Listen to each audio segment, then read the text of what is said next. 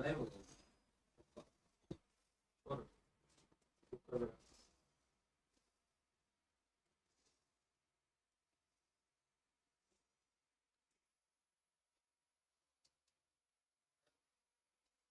जी, good evening everyone. Good evening.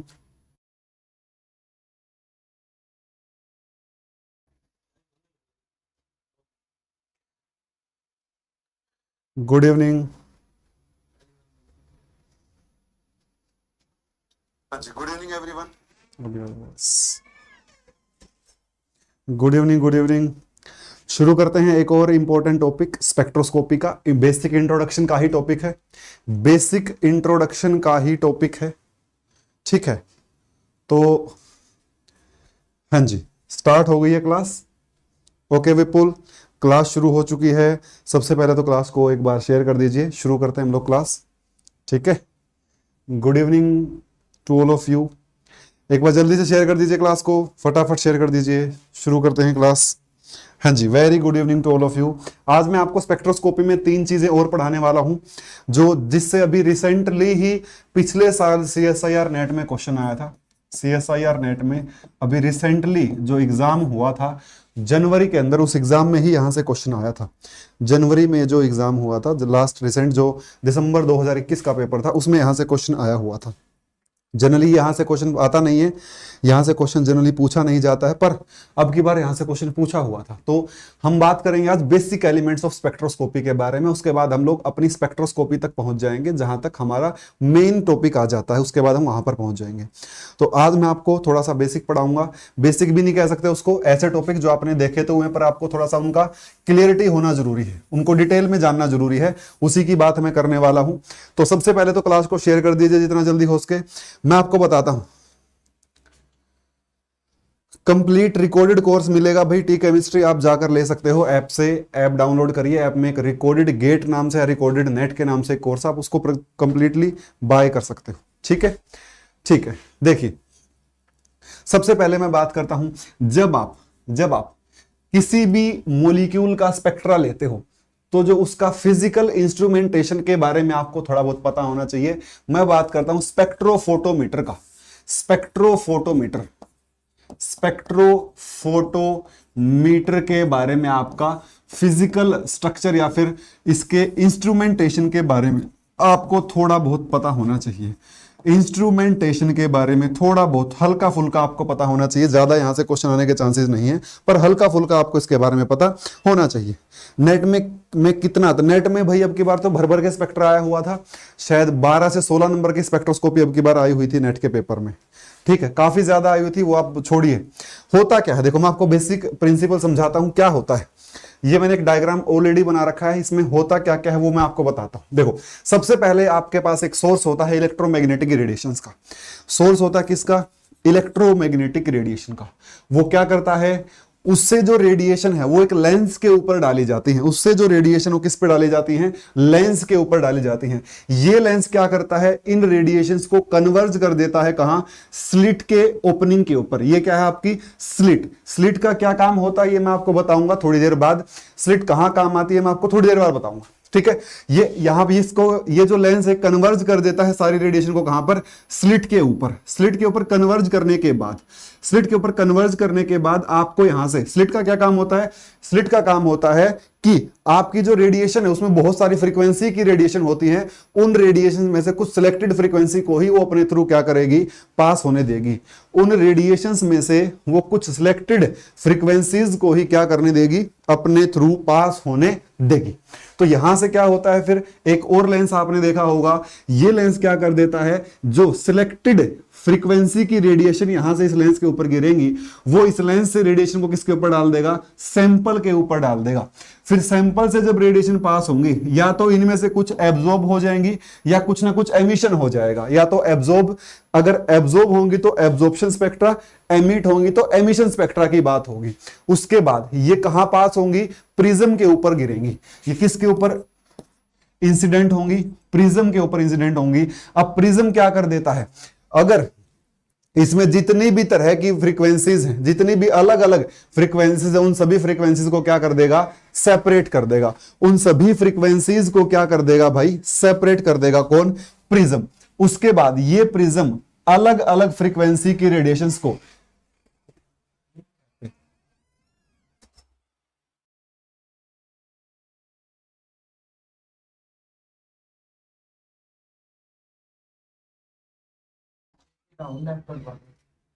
Phone से डाल, हाँ जी।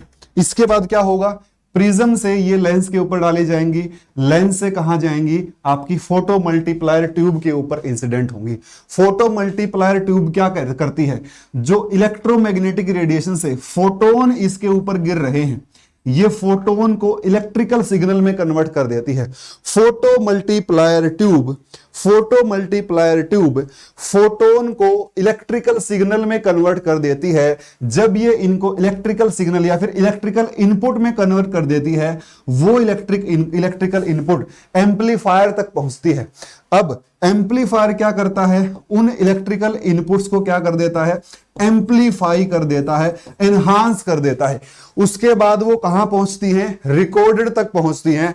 और रिकॉर्डेड में आपको कैसा दिखता है, अगर एमिशन स्पेक्ट्रा है तो आपको इस तरीके की पीक उसके अंदर देखने को मिलती है, इस तरीके की पीक आपको उसके अंदर देखने को मिलती है।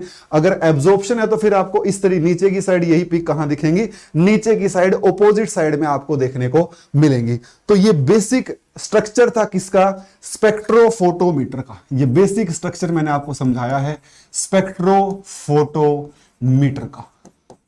Basic structure of spectrophotometer, basic structure of the spectrophotometer.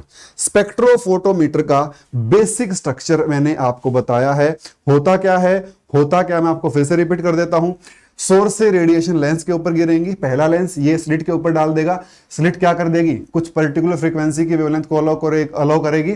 उसके बाद लेंस 2 पे गिरने के बाद फिर वो पूरे सैंपल के ऊपर भी घेर दी जाएंगे। पूरे सैंपल, यहां से क्या था, यहां से कन्वर्ज हो गई थी रेडिएशन, अब दोबारा से इनको फैलाने के लिए किसका यूज किया गया है, एक और लेंस का यूज किया गया है, जो इनको दोबारा से फैला देगा और सैंपल के ऊपर डाल देगा, पूरे के पूरे सैंपल को कवर करेगी। फिर इसके बाद प्रिज्म पे, प्रिज्म क्या करेगा, प्रिज्म इनको अलग अलग फ्रीक्वेंसीज को क्या कर देगा, सेपरेट कर देगा। फिर वो लेंस के ऊपर दोबारा से लेंस उन अलग अलग फ्रीक्वेंसीज को फिर से क्या कर देगा, कन्वर्ज करके कहां भेज देगा, फोटो मल्टीप्लायर ट्यूब के ऊपर भेज देगा, फोटो मल्टीप्लायर ट्यूब के ऊपर भेज देगा। ठीक है।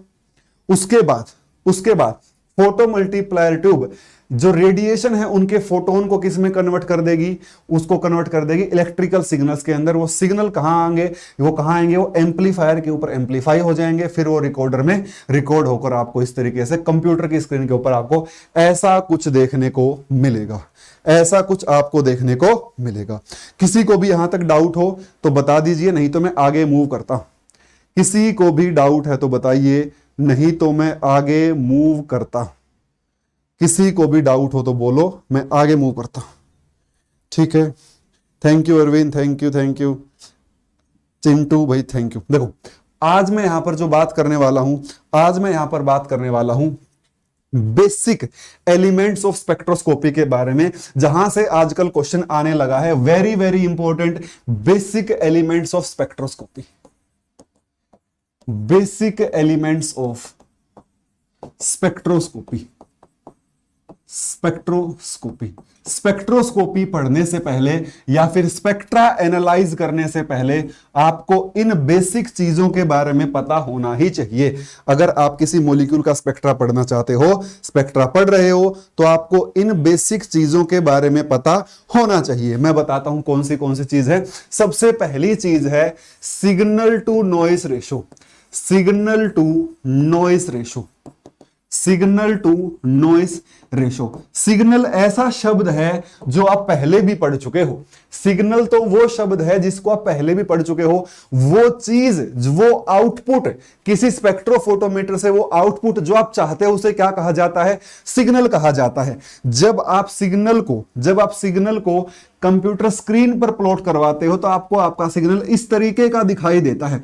यह आपका क्या है, सिग्नल है। अब नॉइस, यहां पर एक वर्ड आया है, नॉइस क्या है, नॉइस है आपकी अनवांटेड फ्लक्चुएशन जो सिग्नल के साथ साथ आ जाती हैं उसे क्या कहा जाता है? नॉइस कहा जाता है। नॉइस क्या है? Noise is an unwanted fluctuation. Unwanted fluctuation, ये क्या है? आपकी अनवांटेड फ्लक्चुएशन है।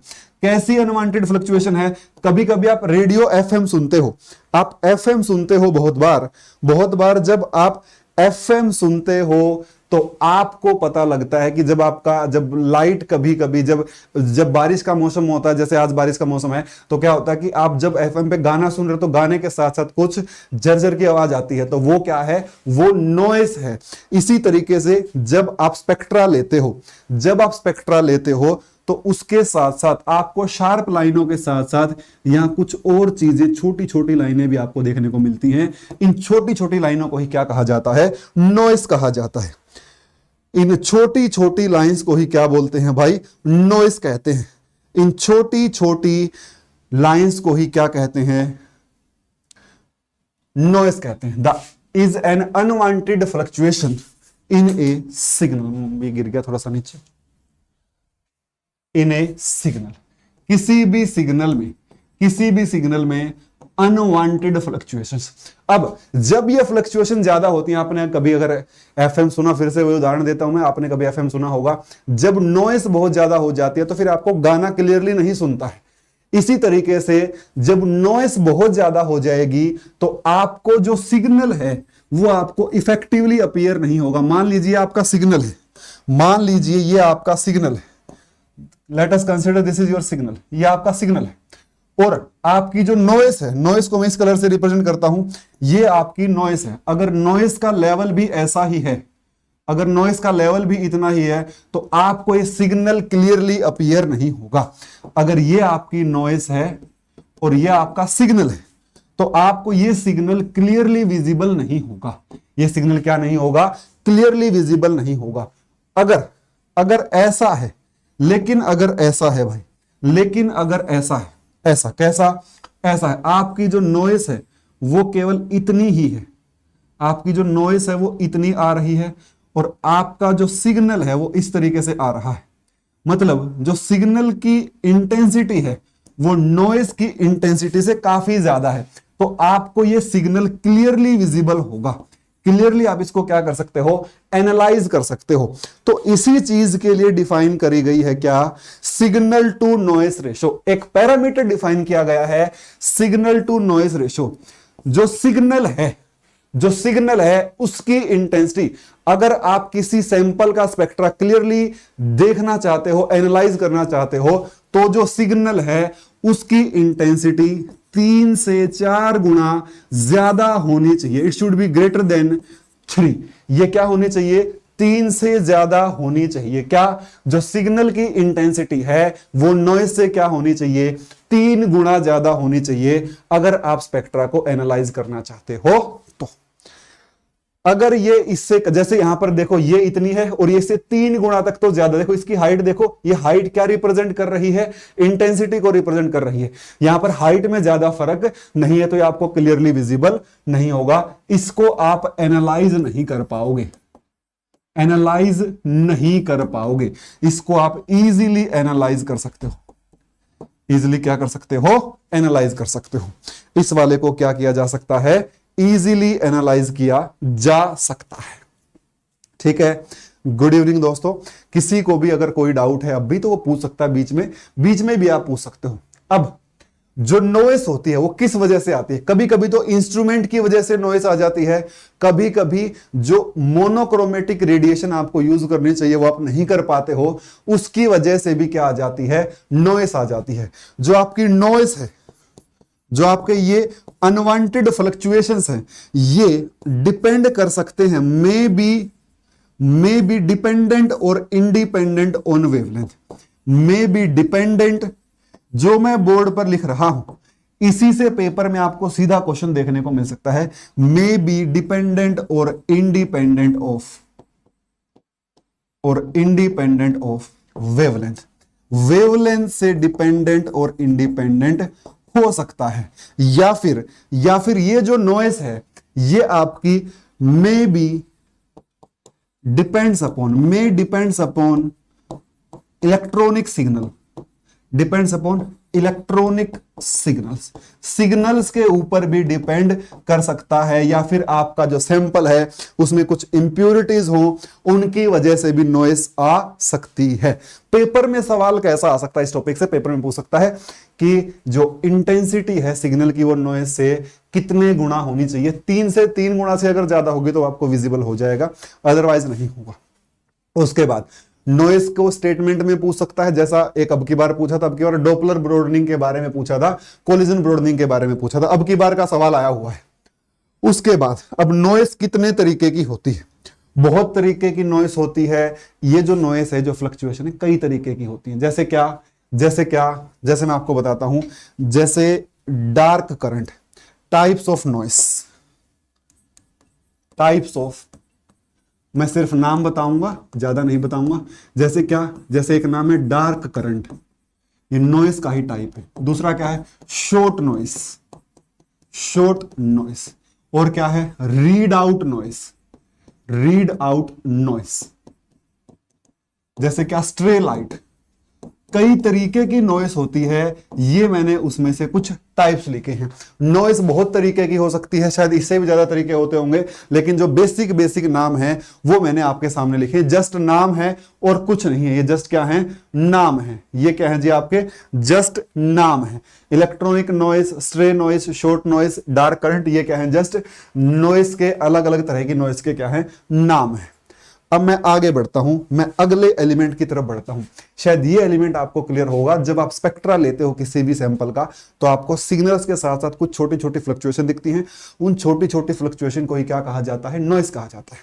जैसे आप एफएम पे गाने सुनते हो, गाने सुनते आपके पीछे से वो झरझर की आवाज आती है, वो नॉइस है, वो नॉइस की वजह से आती है। वो बारिश की वजह से हो सकती है, मौसम की वजह से हो सकती है। वो किस में बात है, वो रेडियो में बात है। जब आप स्पेक्ट्रा लेते हो तो आपके सैंपल में कुछ इंप्योरिटीज हो सकती हैं, आपके इंस्ट्रूमेंट में कोई दिक्कत हो सकती है, या फिर और भी बहुत तरीके की क्या होती हैं, नॉइस होती हैं। अब सिग्नल को अगर क्लियरली देखना है तो आपका क्या होना चाहिए, सिग्नल की जो इंटेंसिटी है वो 3 गुना ज्यादा होनी चाहिए, किससे, नॉइस से। ठीक है, अगला जो बेसिक एलिमेंट है, अगला जो बेसिक एलिमेंट है वो है जी आपका resolving power. Very very important part, resolving power. अगला जो बेसिक एलिमेंट है वो है जी आपका रिजोल्विंग पावर। वो क्या है जी, आपका रिजोल्विंग पावर है। कोई बता सकता है मुझे रिजोल्विंग पावर के बारे में? कोई मुझे रिजोल्विंग पावर के बारे में थोड़ा बहुत बता सकता है, अगर कोई जानता हो तो? रिजोल्विंग पावर के बारे में आप बता सकते हो?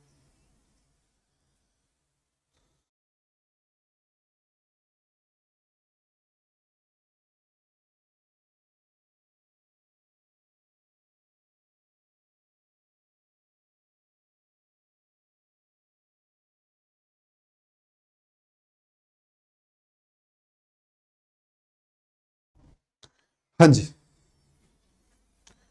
अब रिजोल्विंग पावर क्या होती है? किसी भी स्पेक्ट्रोफोटोमीटर की, किसी भी स्पेक्ट्रोफोटोमीटर की एबिलिटी को, नेट में स्पेक्ट्रा अब की बार 12 से 16 नंबर का आया था, लेकिन कुछ जगह एनालिसिस में उसको आपको 8 नंबर का ही दिखाया। शायद वो स्पेक्ट्रा का थोड़ा सा शायद मतलब नहीं जानते। स्पेक्ट्रा के काफी क्वेश्चन अब की बार आए हुए थे, 12 से 16 नंबर का स्पेक्ट्रा अब की बार आया हुआ था। उसमें एटॉमिक और मोलिकुलर दोनों ही स्पेक्ट्रा आ जाते हैं, इतने का ही आता, 12 से 16 नंबर। टर्म सिंबल उसी में आता है, एटॉमिक टर्म सिंबल उसी में आता है, एटॉमिक स्पेक्ट्रा उसी में आता है, मोलिकुलर स्पेक्ट्रा उसी में आता है। तो शायद ये 20 नंबर तक भी चला जाता है कभी कभी, काफी ज्यादा वेटेज रखता है।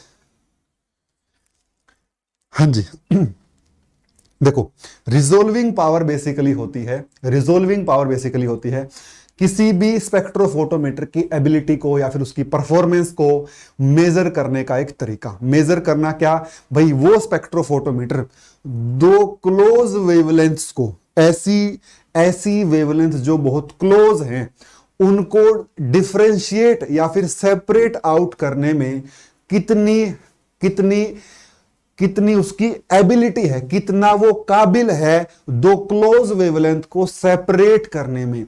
जो स्पेक्ट्रोफोटोमीटर ज्यादा रिजोल्विंग पावर का होगा, इसका मतलब वो दो क्लोज लाइंस को या फिर दो क्लोज वेवलेंथ्स को इजीली सेपरेट कर सकता है। ये एक एबिलिटी होती है। बिल्कुल बिल्कुल स्वाति ने बोला इमेज डिस्टिंग्विश करने की पावर को कहते हैं फिजिक्स में। हाँ जी हाँ स्वाति, यहां कहते हैं जब दो स्पेक्ट्रल लाइन बहुत बहुत क्लोज हैं, जैसे सोडियम का डबलेट होता है, सुना होगा आपने, जैसे सोडियम का डबलेट है, उस डबलेट को सेपरेट दिखाने की क्षमता को क्या कहा जाता है? रिजोल्विंग पावर कहा जाता है। उस डबलेट को सेपरेट आउट करने की कैपेबिलिटी को ही क्या कहा जाता है जी? रिजोल्विंग पावर कहा जाता है। उसे ही क्या बोलते हैं? रिजोल्विंग पावर बोलते हैं। ठीक है,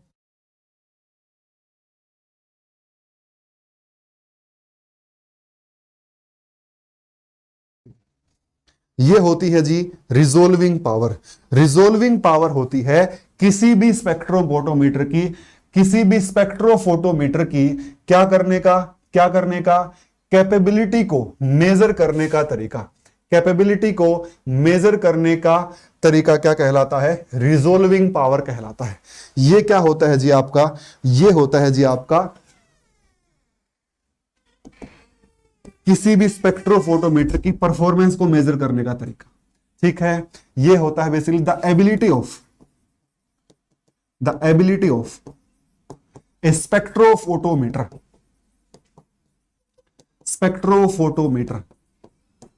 to separate two close wavelengths R is equal to lambda by delta lambda. This is the formula to find out resolving power. ये क्या है? resolving power निकालने का तरीका है। ये क्या है जी? resolving power निकालने का तरीका है। ठीक है, या फिर क्या कहते हैं? it is basically a measurement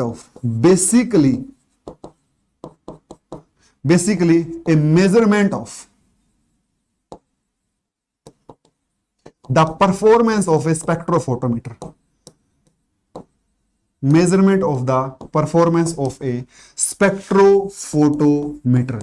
किसी स्पेक्ट्रोफोटोमीटर की कैपेबिलिटी को मेजर करने का तरीका ही क्या कहलाता है? रिजोल्विंग पावर कहलाता है। क्या कहलाता है भाई? रिजोल्विंग पावर कहलाता है, जिसका फॉर्मूला होता है ये। अब रिजोल्व करने की जरूरत क्यों पड़ी? देखो भाई, रिजोल्व करने की जरूरत इसलिए पड़ी क्योंकि बेसिकली जब हम किसी सैंपल का स्पेक्ट्रा लेते हैं तो हमें शार्प लाइन नहीं दिखती।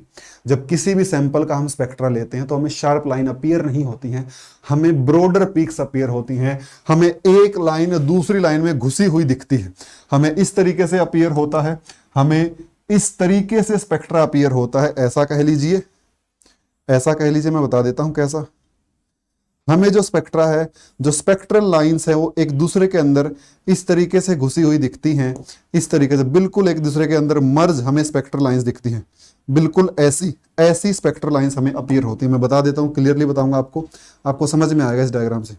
और हमें दिखता क्या है? हमें इस तरीके से ऑब्जर्व होता है, हमें ये भी नहीं दिखती, हमें इस तरीके से लाइंस दिखती हैं, इस तरीके से दोनों की दोनों लाइन मर्ज होकर एक ही लाइन दिखेगी। अब किस स्पेक्ट्रोफोटोमीटर में कैपेबिलिटी है इस लाइन को अलग करने की और इस लाइन को अलग करने की? वो क्या है? वो है जी आपकी रिजोल्विंग पावर। इन दोनों लाइनों को कितना सेपरेट करके कोई स्पेक्ट्रोफोटोमीटर दिखा सकता है, वो क्या है जी? वो है जी उसकी रिजोल्विंग पावर। उसे क्या कहा जाता है? उसे कहा जाता है resolving power of a spectrophotometer. ठीक है, तो ये है आपकी रिजोल्विंग पावर, ये है जी आपकी रिजोल्विंग पावर। अब मैं बताता हूं कि ये दोनों लाइनें आपको ऐसी क्यों दिखती हैं, अलग अलग। ये लाइन आपको सेपरेट क्यों नहीं दिखती, ये लाइन आपको सेपरेट क्यों नहीं दिखती है, ये आपको सेपरेट क्यों नहीं दिखती हैं, ये मैं आपको बताता हूं, अभी बताता हूं। यहां तक किसी को डाउट हो तो पूछ सकते हो, यहां तक किसी को डाउट हो तो पूछ सकते हो। हाँ जी वैभव प्रणाम। किसी को भी डाउट हो यहां तक तो आप पूछ सकते हो। अब मैं आपको बताता हूं कि भाई आपको ये इस तरीके से क्यों अपीयर होता है। बोर्ड पे ध्यान से देखना, यहां तक किसी को डाउट हो तो पूछ सकता है।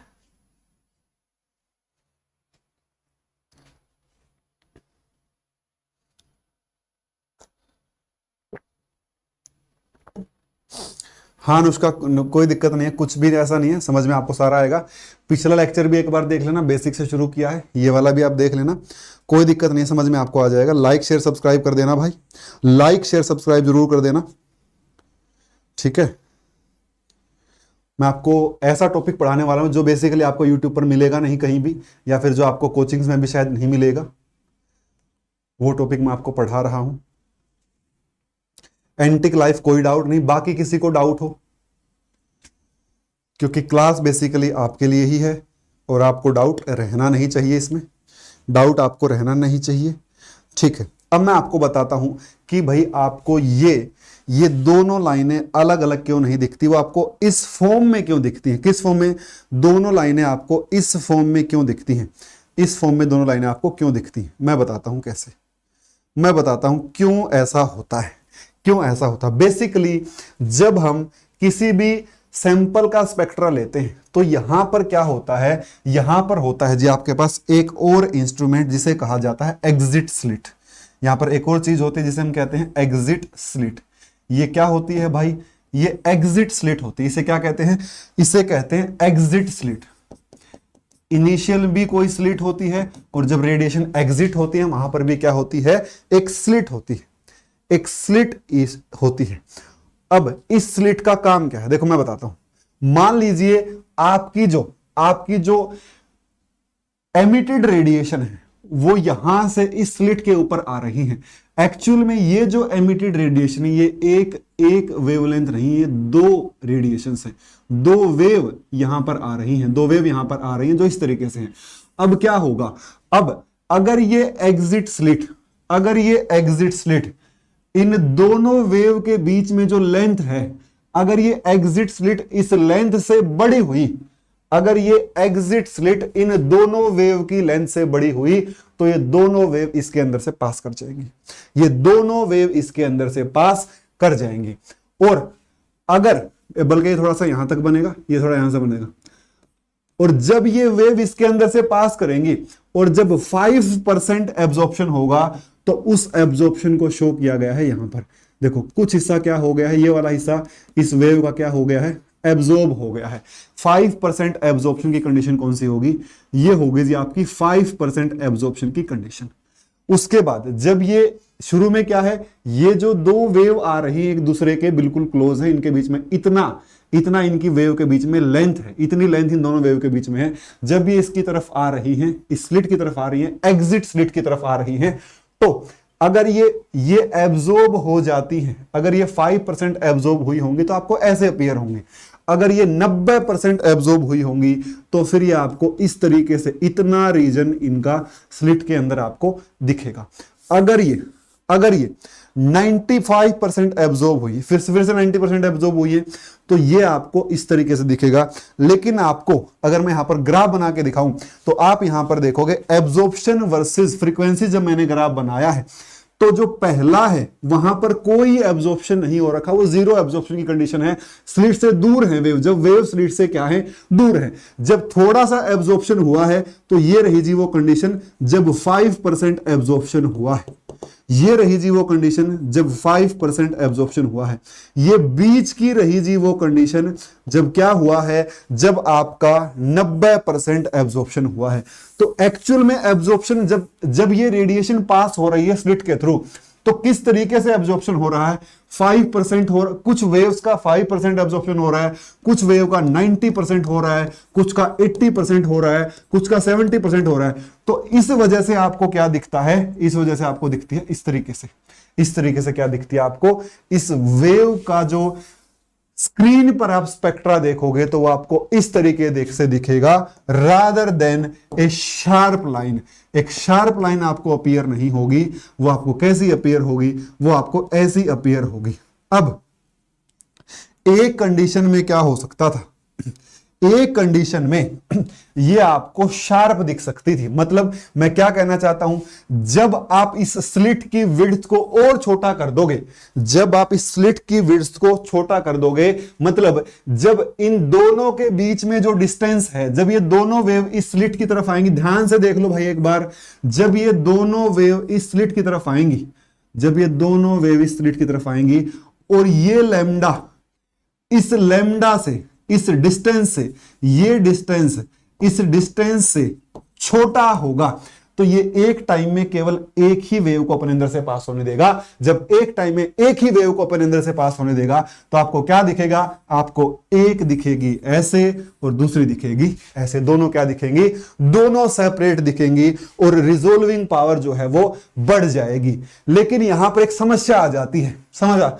अगर हमने बहुत थिन स्लिट ले ली या फिर कह लीजिए बहुत नैरो स्लिट अगर हम ले लेते हैं, नैरो स्लिट लेने पे आपका जो स्पेक्ट्रोफोटोमीटर है, नैरो स्लिट लेने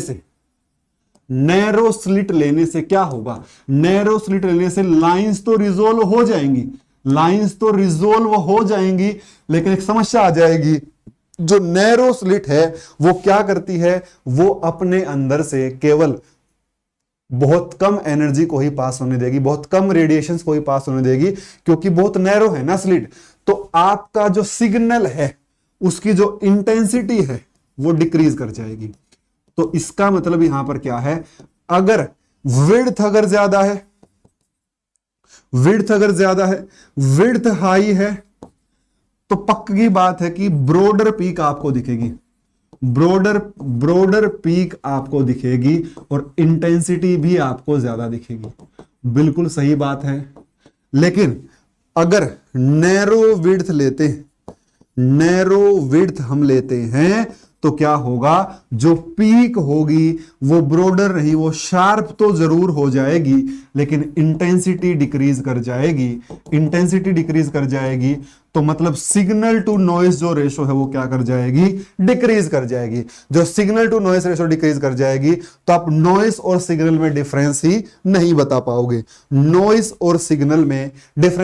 पाओगे, तो हमें क्या करना होता है, एक बेहतर स्पेक्ट्रोफोटोमीटर के लिए हमें करना क्या होता है, हमें एक ऐसी स्लिट विड्थ ढूंढनी होती है जो ज्यादा नैरो भी ना हो और ज्यादा वाइड भी ना हो, ज्यादा नैरो भी ना हो, ज्यादा वाइड भी ना हो, ना तो बहुत ज्यादा ब्रॉडर पीक मिले, ना तो ब्रॉडर पीक बहुत ज्यादा मिले, ना ही इंटेंसिटी बहुत कम मिले। हम क्या करते हैं, बीच की मिनिमम सी कंडीशन देख लेते हैं जिसमें ना तो पीक बहुत ज्यादा ब्रॉड आ रही हो, ना जिसमें इंटेंसिटी क्या आ रही हो, कम आ रही हो। इट मींस ना तो हमें रिजोल्विंग पावर बहुत कम हो जाए, ना उसकी इंटेंसिटी बहुत कम हो जाए। तो इस वजह से हम क्या करते हैं, इसलिए स्लिट विड्थ छांटते हुए, स्लिट की विड्थ को सेलेक्ट करते हुए किसी स्पेक्ट्रोफोटोमीटर में दो चीजों का ध्यान रखना होता है, एक इंटेंसिटी का और एक शार्पनेस का। पीक शार्प होनी चाहिए। आपने कभी लैब में एक्सपेरिमेंट किया भी होगा तो आपको पता भी लग गया होगा। बोलो भाई, किसी को डाउट है? किसी को भी डाउट है भाई? किसी को भी डाउट है तो बोलो, किसी को भी डाउट है तो बोलिए।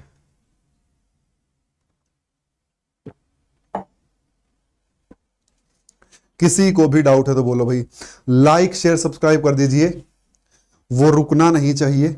हाँ जी, क्या मेरी बात आपको समझ में आई? बहुत इंपॉर्टेंट पेज है भाई, ये बहुत इंपॉर्टेंट पेज है, very very important, very very important, बहुत बहुत इंपॉर्टेंट पन्ना मैंने आपको बताया है। किसी को भी डाउट हो तो बोलो। अब मैं बढ़ता हूं आगे। अब जो टॉपिक आने वाला है वो बहुत इंपॉर्टेंट है। शुरू में हमने क्या कहा? शुरू में हमने देखा सिग्नल्स के बारे में, सिग्नल और नॉइस के बारे में। नॉइस किस वजह से आती है? नॉइस आती है सैंपल में इंप्योरिटीज की वजह से, या फिर आपके इंस्ट्रूमेंट की वजह से, या फिर और कोई आपको जब मेजरमेंट में एरर आ रहा हो तो उसकी वजह से नॉइस आ जाती है। अनवांटेड फ्लक्चुएशंस को ही क्या कहा जाता है? नॉइस कहा जाता है। नॉइस को डिक्रीज किया जा सकता है। अब दूसरा फैक्टर आता है रिजोल्विंग पावर का। नॉइस कैसी? नॉइस के तरीके टाइप भी मैंने आपको बताए। शॉर्ट नॉइस बताया मैंने आपको, डार्क करंट मैंने आपको बताया, फिर मैंने आपको रीड आउट नॉइस बताया, फिर मैंने आपको स्ट्रे लाइट बताया, फिर मैंने आपको शायद एक और इलेक्ट्रॉनिक सिग्नल की वजह से जो नॉइस आती है वो भी मैंने आपको बताया। फिर मैंने बताया रिजोल्विंग पावर के बारे में। रिजोल्विंग पावर क्या होती है? किसी भी स्पेक्ट्रोफोटोमीटर की कैपेबिलिटी क्या करने की? दो क्लोज लाइन को सेपरेट करके दिखाने की। जैसे सोडियम का डबलेट, जो स्पेक्ट्रोफोटोमीटर उस डबलेट को क्लियरली दिखा पाएगा उसकी रिजोल्विंग पावर ज्यादा है, जो कम क्लियरली दिखा पाएगा उसकी रिजोल्विंग पावर क्या है? कम है। जो मर्ज करके दिखा देगा उसकी रिजोल्विंग पावर बहुत ही कम है। ठीक है। फिर मैंने बताया कि एक्चुअल में रिजोल्व करने की जरूरत क्यों पड़ती है, क्योंकि हमारे पास जो स्लिट है ना, हम इस स्लिट को इनफाइनाइटली स्मॉल नहीं ले सकते। क्यों हमें रिजोल्व करने की जरूरत पड़ती है? हम इस स्लिट को, हमारे पास स्लिट की जो नैरोनेस है उसके लिए लिमिटेशंस होती है। हम इस स्लिट को इनफाइनाइटली नैरो नहीं ले सकते। अगर इनफाइनाइटली नैरो ले लिया तो जो इंटेंसिटी है ये नहीं कर सकते। अगर ऐसा कर दिया तो क्या होगा? इंटेंसिटी जो है आपके सिग्नल की वो नॉइज से भी बहुत कम हो जाएगी और आपको फिर उसका कुछ भी समझ में आने वाला नहीं है। एंटी क्लाइब्रेरी नेट में ज्यादा मुश्किल आता है। क्या मेरी बात आपको क्लियर हुई? क्या जो मैं आपको बताना चाहता हूं आपको क्लियर हुआ? बोलो भाई, लाइक शेयर सब्सक्राइब कर दो, ठीक है। क्योंकि ऐसा टॉपिक मैं आपको पढ़ा रहा हूं, ये वो टॉपिक है जो आपको दिखेगा नहीं कहीं। अगर आप पढ़ोगे तो शायद आपको समझ में भी कम आए, लेकिन मैं ट्राई कर रहा हूं कि आपको समझ में आ जाए टॉपिक। लाइक शेयर सब्सक्राइब चलते रहने चाहिए। अब मैं आपको बताता हूं कुछ और एलिमेंट्स, कुछ और बेसिक एलिमेंट्स स्पेक्ट्रोस्कोपी के, some other basic element of the spectroscopy. The width and intensity, पहले बात करते हैं width of spectral line. Width तो मैंने आपको बता दिया कि आपको जनरली शार्प लाइन मिलती नहीं है। आपको कैसे लाइन मिलती है? आपको ब्रॉडर पीक हमेशा मिलती है। आपको कभी भी जब आप स्पेक्ट्रा लेते हो तो बच्चों कभी आपको शार्प लाइन अपीयर ही नहीं होगी। आपको क्या अपीयर होता है? ब्रॉडर पीक या फिर एक ब्रॉडर अपीयर होती है। मतलब मैं ये कहना चाहता हूं, आपको कभी भी जब आप स्पेक्ट्रा लेते हो तो आपको इस तरीके की लाइंस कभी भी अपीयर नहीं होती। इस तरीके की लाइंस आपको कभी भी अपीयर नहीं होती है।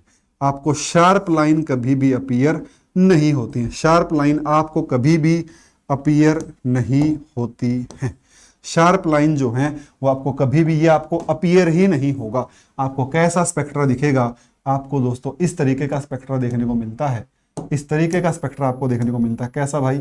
ऐसी लाइंस आपको देखने को मिलती हैं, ऐसा, इस तरीके की पीक्स, एक ब्रॉडर पीक आपको हमेशा ही देखने को मिलती है। आपको शार्प लाइन देखने को नहीं मिलती। इसके काफी सारे रीजंस होते हैं। सबसे पहला रीजन इसका होता है वेरी वेरी इंपॉर्टेंट टॉपिक। बहुत इंपॉर्टेंट टॉपिक है। Very very important topic. Jam में भी सवाल आ सकता है, DU BHU में भी सवाल आ सकता है। हर जगह यहां से क्वेश्चन आ सकता है भाई, क्योंकि बहुत बेसिक टॉपिक है। ये एडवांस टॉपिक्स में नहीं आता, ये बेसिक टॉपिक्स में आता है और इसको पढ़ाते नहीं है। पढ़ाते क्यों नहीं? क्योंकि अभी तक इसके ऊपर पेपर वाले ने फोकस ही नहीं किया था। अब इसके ऊपर फोकस किया है तो इसलिए अब इसको सभी पढ़ा देंगे। बट मैंने सोचा सबसे पहले हम ही पढ़ा दें, हम ही आप लोगों को पढ़ा दें कुछ ऐसे टॉपिक्स जो आपको इस फील्ड में बाकी कहीं देखने को नहीं मिलेंगे। वो टॉपिक हम आपको पढ़ा रहे हैं, ठीक है। तो यहां देखिए भाई, मैं बताना चाहता हूं सबसे पहले आता है रीजन क्या है। रीजंस क्या है? Reasons of the line broadening, reasons of the broadening of spectral peak. Reasons क्या है? रीजंस फॉर, और यही सबसे इंपॉर्टेंट है, for the broadening of the peak. Broadening of the peak. Reasons for the broadening of the peak. Reasons for the broadening of the peak. सबसे पहला reason तो आपके इंस्ट्रूमेंट में जो हमने पीछे बताया, सबसे जो फंडामेंटल रीजन है वो हमने बताया, वी कैन नॉट चूज। ये आपकी इंस्ट्रूमेंट की कमी है। We can not select a slit. We cannot select a slit with infinitely narrow width. Narrow width, ये हमारे ऊपर रेस्ट्रिक्शन है, जिसकी वजह से ऑलवेज देयर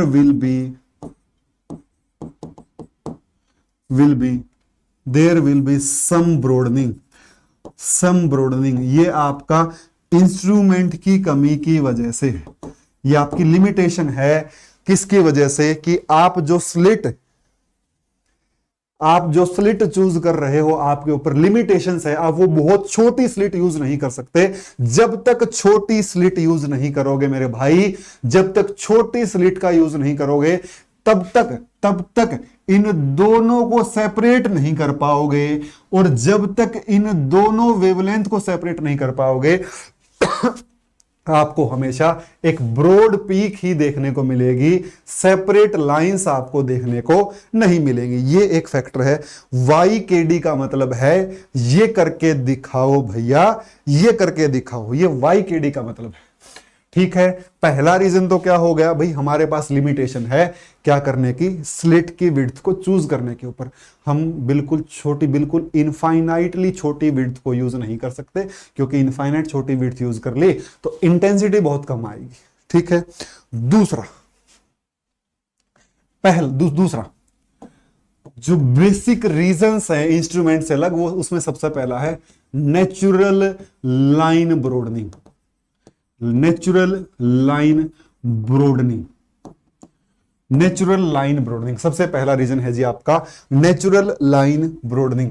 शायद ये आपने पहले सुना भी होगा। ये कहां से आता है? ये आता है जी हेजनबर्ग अनसर्टेनिटी प्रिंसिपल का कॉन्सिक्वेंस है।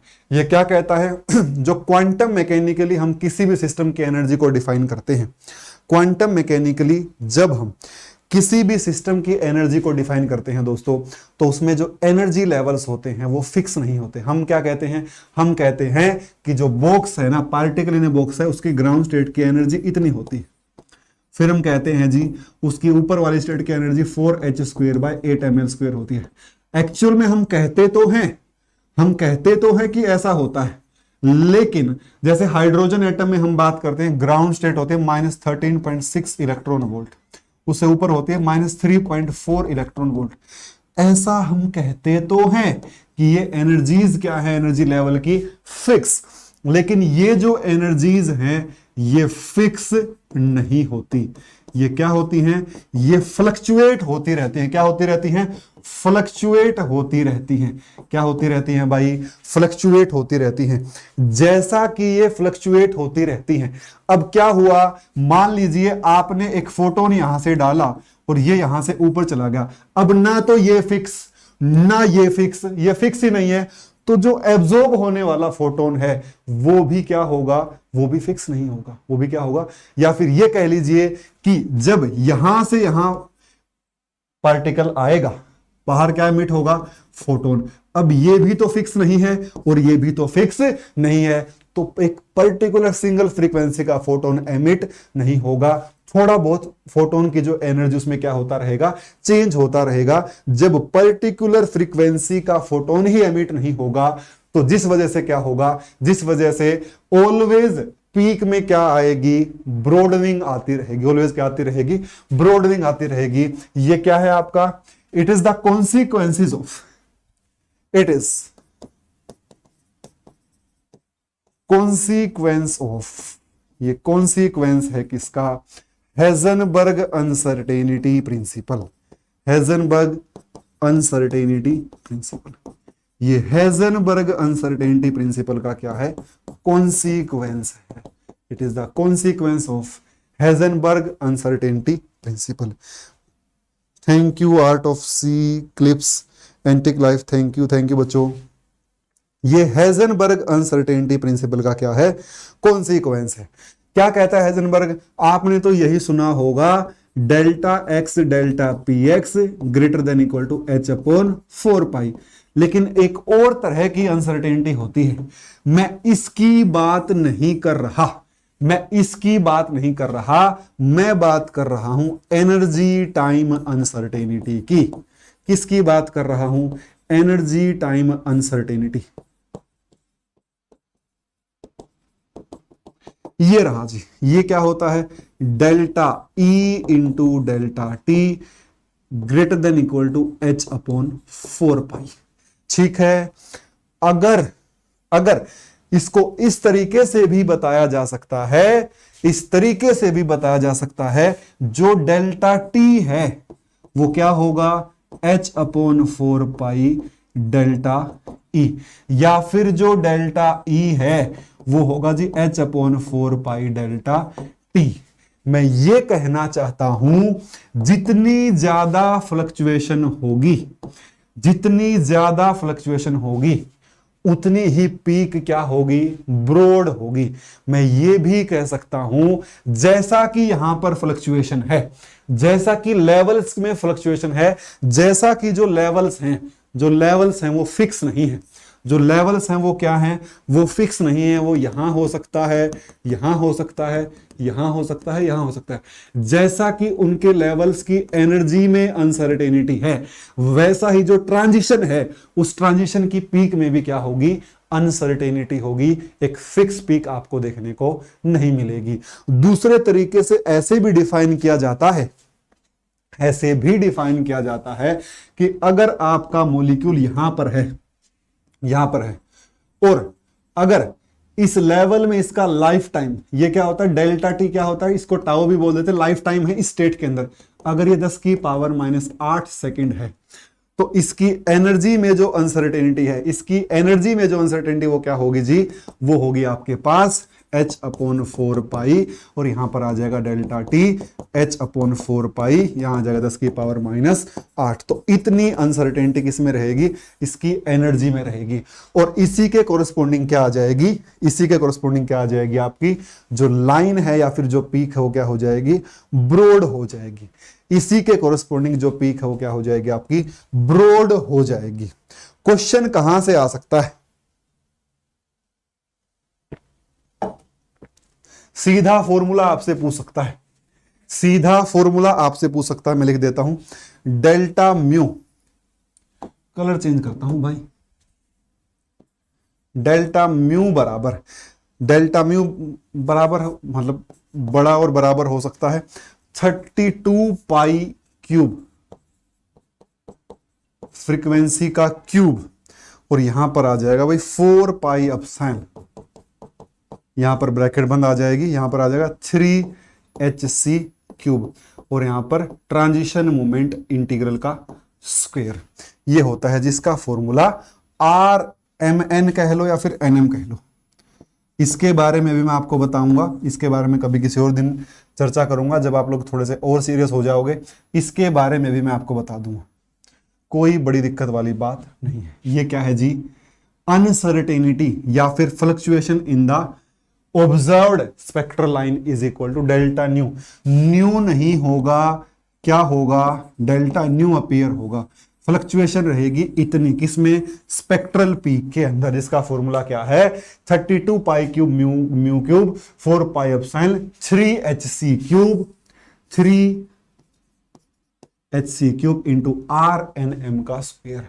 तो मैं ये बताना चाहता हूं, जो डेल्टा न्यू है वो प्रोपोर्शनल है ट्रांजिशन मोमेंट इंटीग्रल के, ट्रांजिशन मोमेंट इंटीग्रल के प्रोपोर्शनल है। इसके बारे में चर्चा होगी कभी, इसके बारे में आपको जरूर बताऊंगा जब स्पेक्ट्रा पढ़ाया जाएगा, तो इसके बारे में जरूर जिक्र करता हूं कि ये क्या होता है, क्वांटम मैकेनिकली आता है, क्वांटम मैकेनिक्स से रिलेट करता है, इसके बारे में आपको जरूर बताया जाएगा। हाँ जी, किसी को भी डाउट हो, YKD का मतलब है ये करके दिखाओ सीरीज। हम एक ही चीज को बार बार नहीं बांचते, एक ही चीज को बार बार नहीं बताते, एक चीज का बिल्कुल ऐसे मलिदा नहीं पेल देना किसी चीज का। हम चाहते हैं कि सेपरेट चीजें आपके लिए लेकर आए, एक ही चीज के ऊपर नहीं। बहुत सारी चीजें पढ़ाने को, दुनिया भर की केमिस्ट्री पढ़ी है, कितना ही पढ़ा दो, physical chemistry, organic chemistry, inorganic chemistry, बहुत ज्यादा है केमिस्ट्री, बहुत बड़ी है केमिस्ट्री। 2 या 3 ही टॉपिक नहीं है केमिस्ट्री के अंदर, 2 या 3 ही टॉपिक से पेपर में क्वेश्चन नहीं आते, दुनिया भर के टॉपिक से क्वेश्चन आते हैं। 2-3 टॉपिक से क्वेश्चन नहीं आते, केवल कोऑर्डिनेशन और सॉलिड से क्वेश्चन नहीं आता, बिल्कुल भी नहीं आता। ठीक है, दुनिया भर के टॉपिक है जहां से क्वेश्चन आता है। यही टॉपिक बार बार पढ़ाने से कुछ नहीं होता।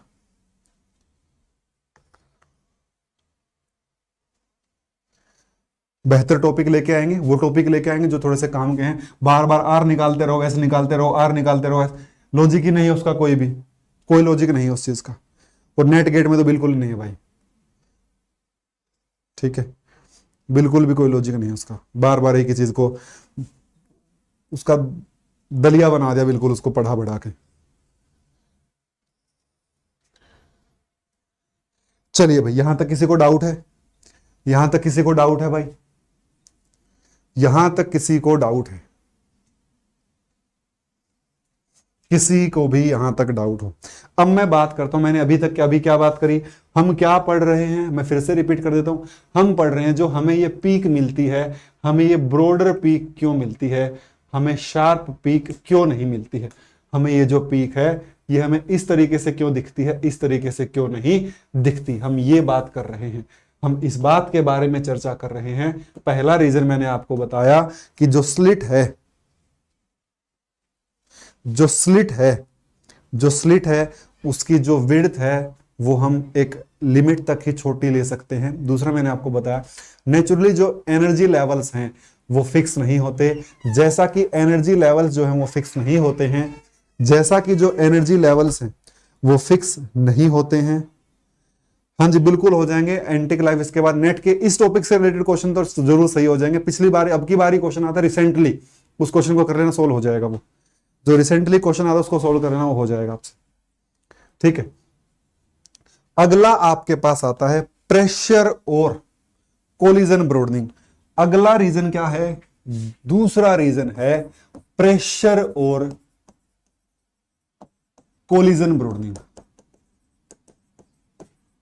प्रेशर और कोलिजन ब्रॉडनिंग। देखो भाई, जैसा कि आपको पता है कि जो गैस के मॉलिक्यूल्स हैं वो ऑलवेज रैंडम मोशन में होते हैं। गैस के जो मॉलिक्यूल हैं वो किस में होते हैं? ऑलवेज रैंडम मोशन में होते हैं। बेसिकली अगर मैं बात करूं गैस और लिक्विड के एटम्स और मॉलिक्यूल्स और atoms are always in motion.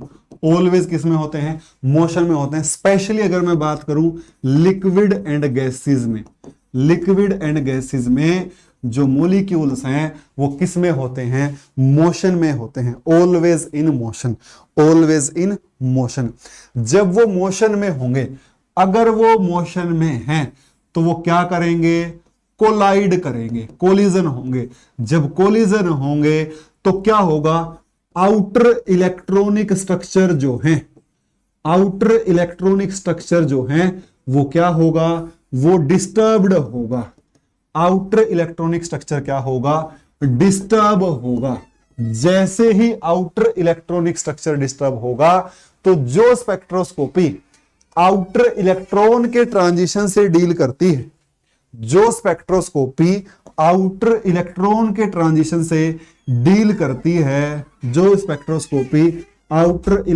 के ट्रांजिशन से डील करती है, जैसे यूवी विजिबल, वो किससे डील करती है? आउटर इलेक्ट्रॉन के ट्रांजिशंस के ऊपर डिपेंड करती है, उन्हीं से डील करती है। तो इसमें क्या आ जाएगी? इसमें पीक जो है वो ब्रॉड हो जाएंगी। Broadening of peak, it is the main reason for broadening of peak in UV visible spectroscopy. Paper वाला पूछ सकता है भैया यूवी विजिबल स्पेक्ट्रोस्कोपी में बेसिकली कौन सा फैक्टर ज्यादा प्रोनाउंस्ड होता है? तो ये वाला जो फैक्टर है ये ज्यादा प्रोनाउंस्ड होता है किसके अंदर? यूवी विजिबल स्पेक्ट्रोस्कोपी के अंदर। हालांकि मैं आपको बताऊं कोलिजन्स, जो कोलिजन है they also affect rotational motions. ये रोटेशनल मोशन को भी अफेक्ट करता है।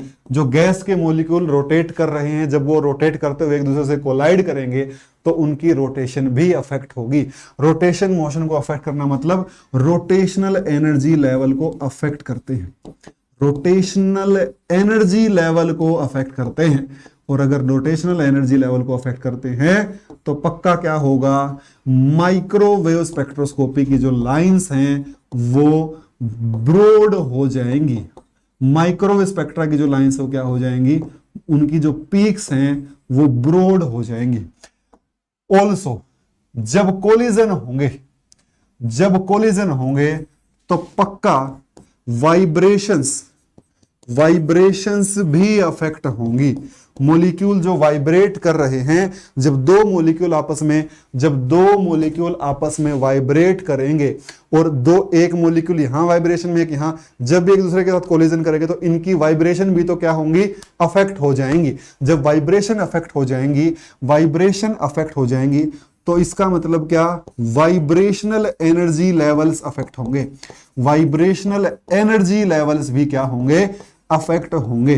जब वाइब्रेशन एनर्जी लेवल अफेक्ट होंगे कोलिजन की वजह से, तो पक्का इंफ्रारेड स्पेक्ट्रा में जो पीक आपको दिखेगी वो आपको ब्रॉड पीक दिखेगी, क्योंकि एनर्जी लेवल्स की जो एनर्जी है वो डिस्टर्ब हो रही है। बेसिकली शुरुआत में भी जो पक्का आपके ऊपर लिमिटेशन है, जो ऑलवेज एक पीक रहती ही है, वो किस वजह से रहती है, नेचुरल लाइन ब्रॉडनिंग की वजह से रहती है। यहां हमने देखा था कि जो लेवल है वो फिक्स नहीं है, तो यहां पर भी कोलिजन की वजह से क्या हो रहा है, इलेक्ट्रॉनिक लेवल फिक्स नहीं रह पा रहे, फिर रोटेशन लेवल भी फिक्स नहीं रह पा रहे, और वाइब्रेशन लेवल या फिर वाइब्रेशन एनर्जीज भी फिक्स नहीं रह पा रही हैं, जिस वजह से क्या आ रही है, पीक आ रही है इंफ्रारेड स्पेक्ट्रा में भी, माइक्रोवेव में भी, और यूवी विजिबल स्पेक्ट्रोस्कोपी के अंदर भी।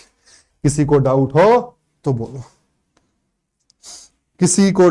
बोलो, भाई लाइक शेयर सब्सक्राइब जरूर कर देना,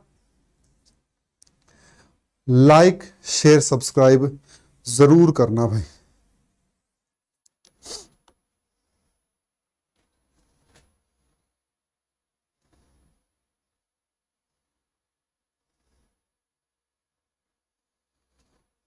बोलो भाई, किसी को डाउट हो तो, किसी को भी डाउट हो इसमें बोलो, किसी को भी इसमें डाउट हो तो बोलिए। क्लियर है ईशा? ओके, बाकी और कोई?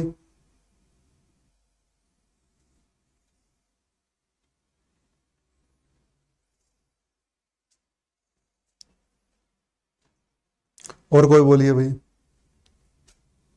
हाँ, यहीं पर इफ, यहां लिखता हूं, if tau is mean time between two collisions, अगर टाउ मीन टाइम है दो कोलिजन के बीच में, तो जो डेल्टा न्यू है, वो क्या आ जाएगा, 2 पाई टाउ का इनवर्स। 2 पाई टाउ का इनवर्स इंपॉर्टेंट रिलेशन है, ध्यान रखना, बहुत बहुत इंपॉर्टेंट है, पेपर में सीधा पूछा जा सकता है। Very very important, very very important, बहुत इंपॉर्टेंट रिलेशन है, पेपर में सीधा ही पूछा जा सकता है, पेपर में सीधा ही पूछा जा सकता है, डायरेक्टली पूछा जा सकता है पेपर के अंदर। किसी को भी डाउट हो तो बोलो, ठीक है। आपको क्या दे देगा, ये क्या है, इतनी पीक जो है वो ब्रॉड हो जाएगी, वो डिपेंड करता है कोलिजन टाइम के ऊपर। जितना कोलिजन टाइम कम होगा, यहां से क्या कह सकता हूं, यहां से कह सकता हूं जो ब्रॉडनिंग है पीक में वो इनवर्स संबंध रखती है किसके साथ, कोलिजन टाइम के साथ। अगर दो मॉलिक्यूल के बीच में, दो सक्सेसिव कोलिजन के बीच में टाइम ज्यादा है, दो सक्सेसिव कोलिजन के बीच में टाइम ज्यादा, मतलब जो कोलिजन है वो लेट हो रहे हैं, तो जो पीक है वो क्या रहेगी, कम रहेगी। मतलब जो टाइम अगर ज्यादा होगा तो पीक जो रहेगी वो ज्यादा ब्रॉड नहीं रहेगी, शार्पनेस की तरफ जाएगी। अगर कोलिजन फ्रीक्वेंटली हो रहे हैं, बार बार जल्दी जल्दी हो रहे हैं, मतलब जो मीन टाइम है वो कम है, तो ब्रॉडनिंग क्या होगी, ज्यादा होगी। जो मीन टाइम है अगर वो कम है तो ब्रॉडनिंग क्या रहेगी, ज्यादा रहेगी। मैं अगले पन्ने पर लिख देता हूं, if tau is mean time between two collision,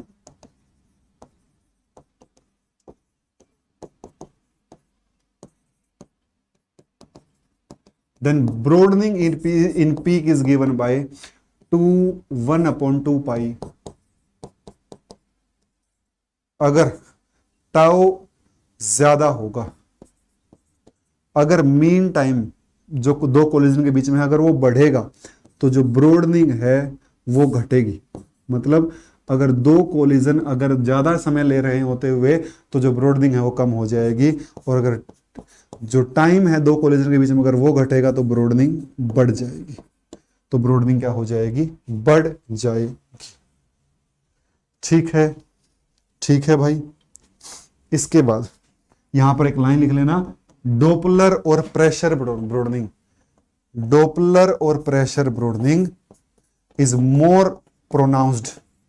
Doppler और प्रेशर ब्रॉडनिंग दोनों एक ही नाम है। किसी बुक में आपको प्रेशर दिख जाएगा और किसी बुक में आपको डोपलर दिख जाएगा। Pressure and Doppler broadening is more than natural line broadening. जो नेचुरल लाइन ब्रॉडनिंग है वो क्या है? वो इतनी ज्यादा नहीं होती। वो क्या होती है? उसका जो एक्सटेंट है वो कम रहता है। किससे? बाकी सभी ब्रॉडनिंग्स से। बाकी सभी ब्रॉडनिंग से उसका जो इंटेंट रहता है, उसका जो इंटेंट रहता है वो क्या रहता है जी? कम रहता है बाकी सभी ब्रॉडनिंग से। यहां तक मेरी बात समझ में आई हो तो बोलो, फिर मैं आगे मूव करता हूं।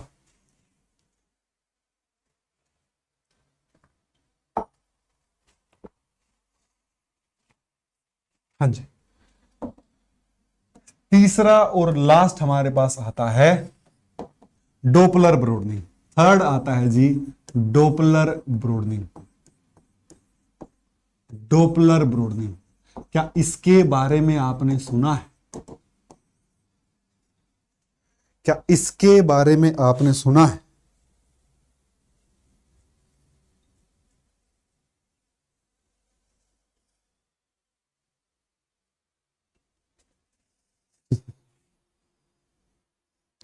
Thank you chemistry. Doppler broadening. Doppler broadening, देखो कोई रेडिएशन जब किसी सैंपल के ऊपर गिरेगी या फिर जब किसी एटम या मॉलिक्यूल पर कोई रेडिएशन डाली जाती है तो वो किस फ्रीक्वेंसी को एब्जॉर्ब करेगा या फिर किस फ्रीक्वेंसी की रेडिएशन एमिट करेगा, ये डिपेंड करता है उस एटम या मॉलिक्यूल की velocity with respect to the screen, with respect to the observer. ये डिपेंड करता है जो डिटेक्टर के रिस्पेक्ट में क्या वेलोसिटी है किसकी, किसी भी एटम या मॉलिक्यूल की, किसी भी एटम या मॉलिक्यूल की। मैं लिखता हूं यहां पर, फिर समझाता हूं। वेदर ए रेडिएशन या कोई रेडिएशन एब्जॉर्ब हुई हो, एब्जॉर्ब्ड और एमिटेड, कोई रेडिएशन एब्जॉर्ब हुई हो या एमिट हुई हो, द फ्रीक्वेंसी एट विच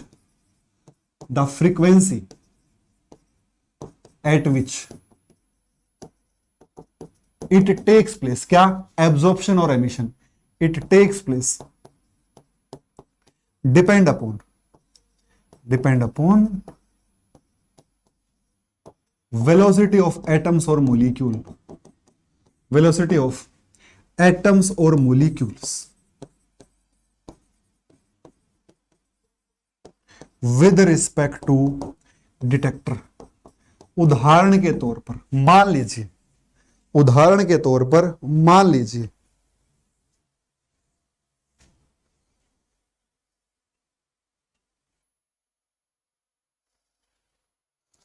ठीक है केमिस्ट्री भाई, आई विल ट्राई, क्लास लेते रहेंगे डेली। हाँ बस लाइक शेयर सब्सक्राइब कर दो। मैं बताना चाहता हूं, देखो डोपलर इफेक्ट एक्चुअल में आपने फिजिक्स में सुना होगा। जो डोपलर इफेक्ट है ये आपने फिजिक्स में सुना होगा। जो डोपलर इफेक्ट है ये आपने फिजिक्स में सुना होगा। मैं समझाता हूं ये क्या होता है, मैं समझाता हूं डोपलर इफेक्ट एक्चुअल में क्या कहानी है, क्या बात है इसमें, ये मैं आपको समझाता हूं।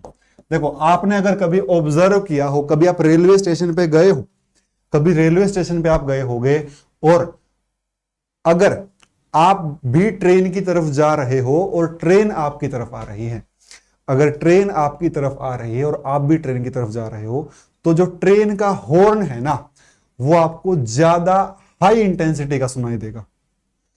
अगर आप ट्रेन की तरफ जा रहे हो, आप कभी भी करना, मान लीजिए ट्रेन आपकी तरफ आ रही है, आप उसी तरफ चलने लग जाइए, तो वो जो हॉर्न होगा ना वो आपको ज्यादा इंटेंस सुनाई देगा। लेकिन अगर आप अपना चेहरा फेर लेते हो ट्रेन से, ट्रेन पीछे से आ रही है और आप ट्रेन से दूसरी डायरेक्शन में फेस करके खड़े हो या फिर दूसरी डायरेक्शन में जा रहे हो, तो आपको जो हॉर्न सुनाई देगा वो ज्यादा इंटेंस सुनाई नहीं देगा। इस इफेक्ट को कहा जाता है डोपलर इफेक्ट। इसे क्या कहते हैं? डोपलर इफेक्ट कहते हैं। होता क्या है, जब उधर से कोई चीज आपकी तरफ आ रही है और आप भी उसी की तरफ जा रहे हो तो आपको वो चीज ज्यादा फील होगी, और जब उधर से कोई चीज जा रही है और आप उसके अगेंस्ट जा रहे हो तो आपको वो जो साउंड वेव है वो कम फील होगी। सिंपल सा कॉन्सेप्ट है। ऐसा ही कॉन्सेप्ट यहां पर भी है।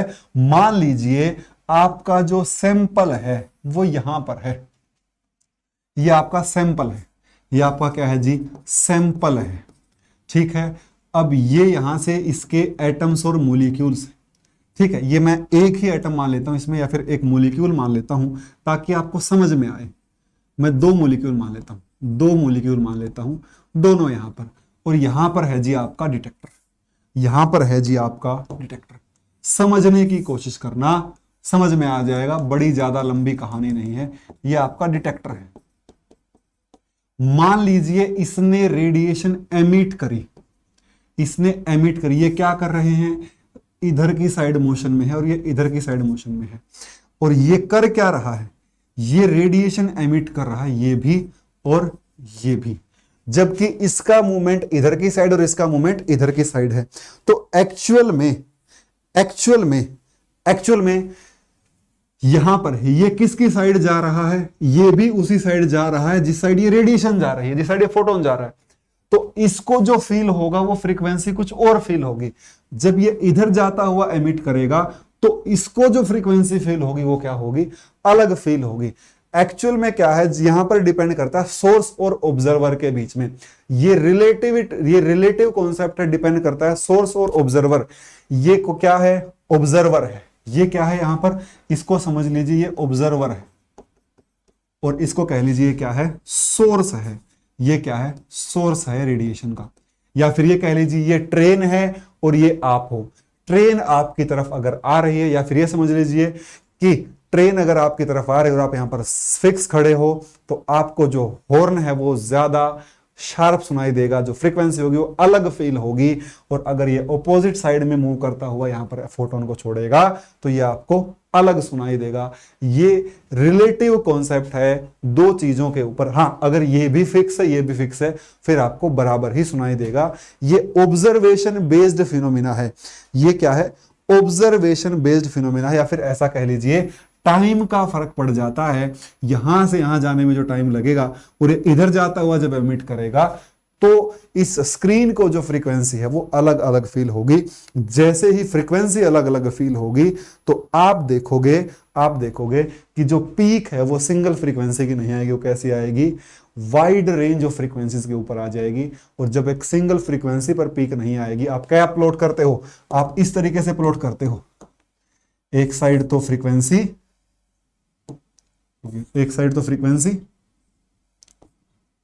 और दूसरी साइड इंटेंसिटी। एक साइड तो फ्रीक्वेंसी, इधर इंटेंसिटी, यहां कह लीजिए फ्रीक्वेंसी प्लॉट करते हो। अब समझने की कोशिश करना, अगर एक ही फ्रीक्वेंसी आती, अगर ये और ये सेम ही फ्रीक्वेंसी का फोटोन एमिट करते तो भाई यहां पर एक लाइन आ जाती, सिंपल, दोनों के कोरस्पोंडिंग एक ही लाइन आ जाती।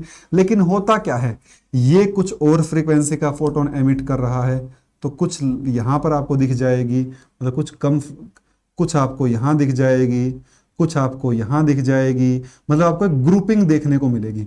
और इस ग्रुपिंग की वजह से आपका जो स्पेक्ट्रा है वो आपको इस तरीके से अपीयर होगा, इस तरीके से अपीयर होगा। वो आपको एक शार्प लाइन अपीयर नहीं होगा, वो आपको एक शार्प लाइन जो है वो अपीयर नहीं होगा, वो आपको इस तरीके से अपीयर होगा, इस तरीके से अपीयर होगा। ये भी एक रीजन होता है किसका? स्पेक्ट्रा की जो पीक है उसके ब्रॉड होने का। ये भी एक रीजन होता है स्पेक्ट्रा की जो पीक है उसके ब्रॉड होने का। मैं यहां पर आपको फॉर्मूला बताता हूं। अगर if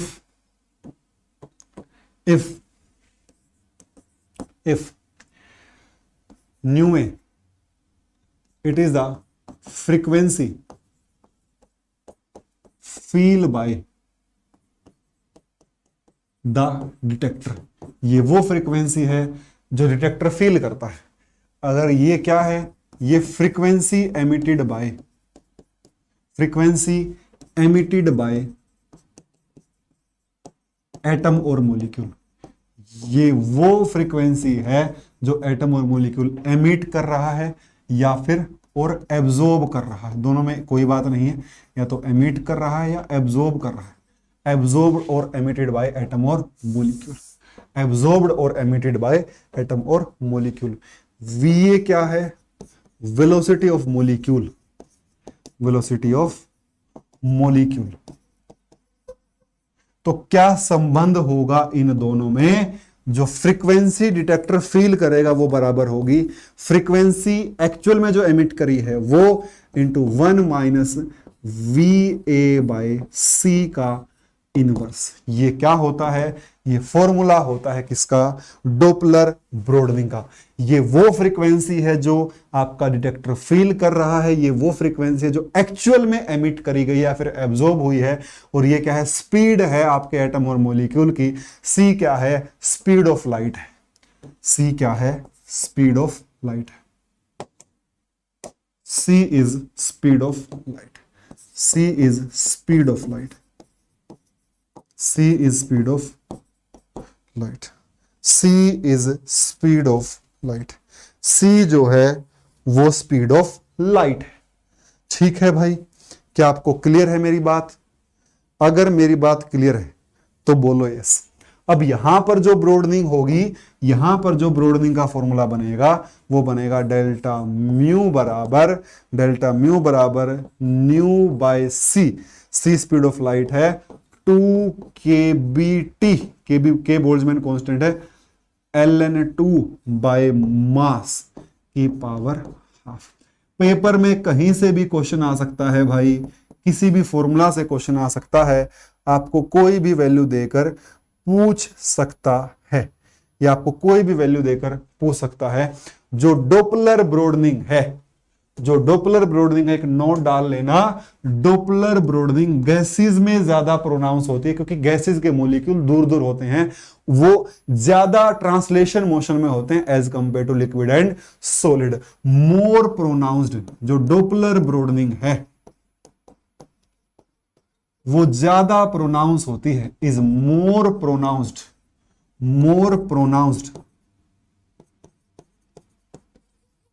इन गैसेस में ज्यादा इफेक्टिव, ज्यादा जो ब्रॉडनिंग आती है वो डॉपलर इफेक्ट की वजह से आती है। और जो सॉलिड्स है, प्रेशर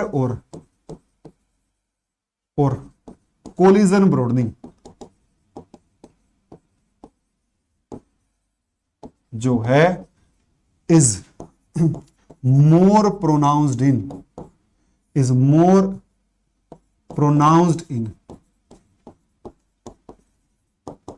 इन लिक्विड्स।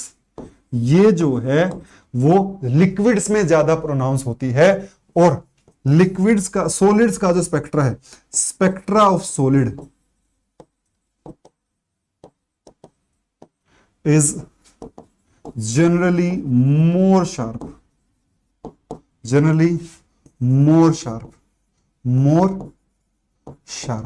सॉलिड्स का जो स्पेक्ट्रा आता है वो थोड़ा सा ज्यादा शार्प आता है as compare to other. Solids का जो स्पेक्ट्रा आता है वो ज्यादा शार्प आता है as compare to other. Solids का जो स्पेक्ट्रा आता है वो ज्यादा शार्प आता है एज कंपेयर टू अदर। मतलब सॉलिड में जो है वो ब्रॉडनिंग क्या होती है, कम होती है। क्या यहां तक किसी को डाउट है? लाइक शेयर सब्सक्राइब कर दो, लाइक शेयर सब्सक्राइब कर दीजिए, जल्दी से कर दीजिए। लाइक शेयर सब्सक्राइब जरूर होना चाहिए क्लास का, बोलो भाई। सर आप गेट की तरह, हाँ जी, एंटिक लाइफ नेट के फिजिकल के PYQ हम करवाएंगे। जैसे ही डेट आ जाएगी पिछले 10 या 11 साल के जितने भी पेपर्स हैं सभी के क्वेश्चन आपको करवाए जाएंगे, बिल्कुल टोटल करवाए जाएंगे। जैसे गेट में हमने कोई क्वेश्चन नहीं छोड़ा, वैसे नेट में भी हम कोई क्वेश्चन नहीं छोड़ेंगे। गेट में जैसे कोई क्वेश्चन नहीं छोड़ा, नेट में भी नहीं छोड़ेंगे।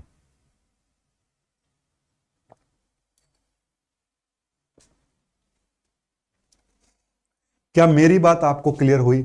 देखो, शुरू में हमने क्या कहा, हमने बेसिक इंस्ट्रूमेंटेशन देखी, किसकी?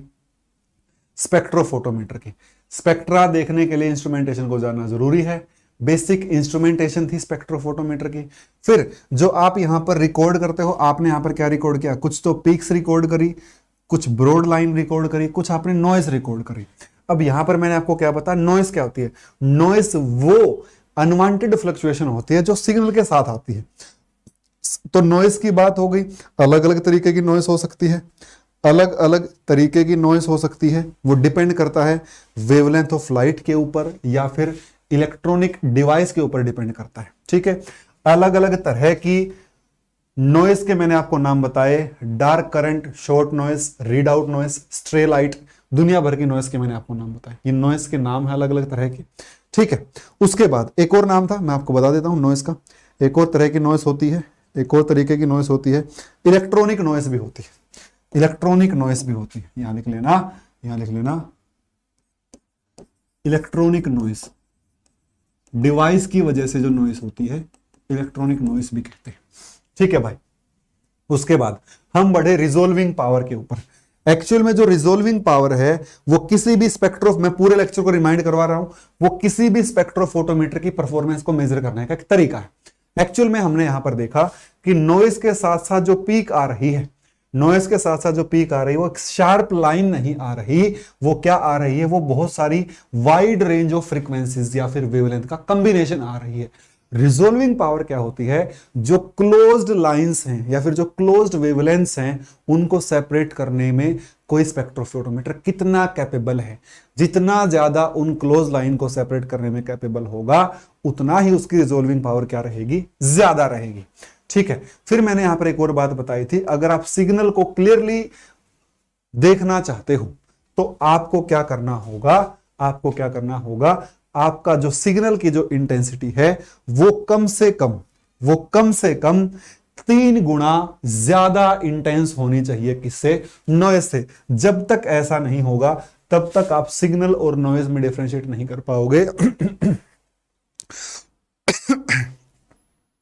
अगर आप सिग्नल नॉइस में डिफरेंशिएट करना चाहते हो तो सिग्नल की इंटेंसिटी ज्यादा होनी चाहिए। किससे? नॉइस से। सिग्नल की इंटेंसिटी क्या होनी चाहिए? नॉइस से ज्यादा। देख लो, ये हाइट है और ये इतनी हाइट है, मतलब ये जो है इससे 3 गुना बड़ा है, 3 गुना बड़ी है। ठीक है भाई, गेट की प्रिपरेशन भाई बहुत जल्दी शुरू कर दो। फरवरी में गेट का पेपर आने वाला है, ज्यादा समय बचा नहीं है, बहुत कम टाइम बचा है, ज्यादा समय नहीं बचा हुआ है, तो आप गेट की प्रिपरेशन शुरू कर सकते हो। इसके बाद मैंने आपको बताया रिजोल्विंग पावर का फॉर्मूला होता है lambda upon delta lambda, lambda upon delta lambda. जो मैं बार बार आगे फिर मैंने आपको क्या बताया भाई, एक्चुअल में जो स्लिट है ना, स्लिट की वजह से हमेशा हमारे पास एक रेस्ट्रिक्शन होती है कि भाई हम स्लिट है ना वो बहुत ज्यादा नैरो स्लिट यूज नहीं कर सकते। ये है वो डेल्टा न्यू, जो मैं बार बार लिख रहा हूं डेल्टा न्यू, वो ये गैप है। ये क्या है? डेल्टा न्यू है। लाइन ब्रॉडनिंग के लिए डेल्टा कम होता है नेचुरल में, डॉपलर में ज्यादा होता है, और फिर और को प्रेशर ब्रॉडनिंग में भी ज्यादा ही होता है।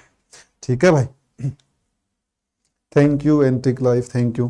देखो, फिर मैंने क्या बताया, स्लिट को सेलेक्ट करने में एक लिमिटेशन आ जाती है। अगर स्लिट आपने बहुत छोटी सेलेक्ट कर ली है तो फिर आपकी जो इंटेंसिटी है वो कम आएगी, आप नॉइस और सिग्नल में डिफरेंशिएट नहीं कर पाओगे। स्लिट अगर आपने बहुत ब्रॉड यूज कर ली है तो आप 2 लाइंस की आपको सेपरेशन नहीं हो पाएगी, रिजोल्विंग पावर डिक्रीज कर जाएगी। तो उसकी वजह से हमेशा क्या रहता है, एक ब्रॉड पीक आपको हमेशा देखने को मिलती है, एक ब्रॉडर स्पेक्ट्रा आपको देखने को मिलता है, ब्रॉडनिंग आपको स्पेक्ट्रा में देखने को मिलती है। अब बहुत सारे फैक्टर काम करते हैं जिसकी वजह से स्पेक्ट्रा क्या आता है? ब्रॉड आता है। सबसे पहले मैंने आपको क्या बताया कि ये इंस्ट्रूमेंट की लिमिटेशन है। बेसिकली ये किसी भी मोलिक्यूल या किसी भी सैंपल का स्पेक्ट्रा जब आप लेते हो तो वहां पर ब्रॉडनिंग होती ही होती है। वो किस वजह से होती है? स्लिट की लिमिटेशन की वजह से होती है। अब कुछ और फैक्टर होते हैं जो ब्रॉडनिंग करने में अपना कॉन्ट्रीब्यूशन देते हैं। जो वो फैक्टर है उसमें से एक फैक्टर कौन सा है? एक फैक्टर है जी आपका हेजनबर्ग अनसर्टेनिटी प्रिंसिपल। इसका मतलब क्या? जो आपके एनर्जी लेवल्स हैं, जो एनर्जी लेवल्स हैं वो फिक्स नहीं है, और जब एनर्जी लेवल्स ही फिक्स नहीं है तो जो एमिटेड या एब्जॉर्ब फोटोन होगा उनकी फ्रीक्वेंसी भी फिक्स नहीं होगी। ए range of frequencies molecule absorb करेगा और ए range of frequencies molecule emit करेगा। जब रेंज ऑफ फ्रीक्वेंसीज को एमिट और एब्जॉर्ब करेगा तो जब आप यहां पर स्पेक्ट्रा ड्रॉ करोगे किसी भी सैंपल का, तो आप एक साइड क्या ड्रॉ करते हो? आप ड्रॉ करते हो, मैंने पीछे भी बताया, आप यहां क्या ड्रॉ करते हो भाई? यहां ड्रॉ करते हो इंटेंसिटी